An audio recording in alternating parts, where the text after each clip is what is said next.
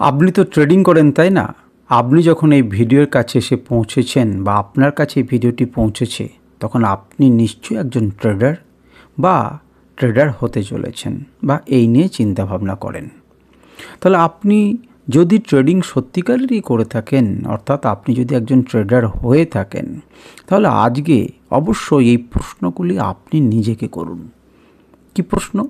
না, আপনি প্রশ্ন করুন নিজেকে যে আপনি কোন ধরনের ট্রেডিং করতে পছন্দ করেন, কোন ধরনের ট্রেডিংয়ে আপনি বেশি সফল, কোন ধরনের ট্রেডিংয়ে আপনি কমফোর্ট ফিল বেশি করেন, অর্থাৎ স্ক্যাল্পিংয়ে না ইন্ট্রাডেতে না সুইংয়ে না ইনভেস্টমেন্টে, কোনটাতে আপনার মনের ওপরে ধকল কম যায়, কোনটা আপনি আপনার খুব সুন্দর মনোভাবের সাথে আরামে কাজটি করতে পারেন। এই প্রশ্নগুলো কিন্তু খুব ইম্পর্ট্যান্ট।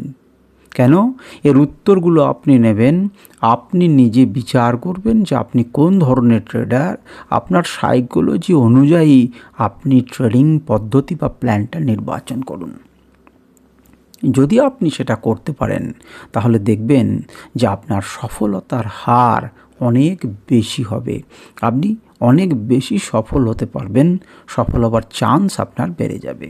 আপনি অবশ্যই আপনার সাইকোলজিকে বুঝুন এবং সাইকোলজি অনুযায়ী নিজের ট্রেডিং প্ল্যান বা ট্রেডিং পদ্ধতি বা কোন ধরনের ট্রেডিং করবেন সেটাকে নির্বাচন করুন।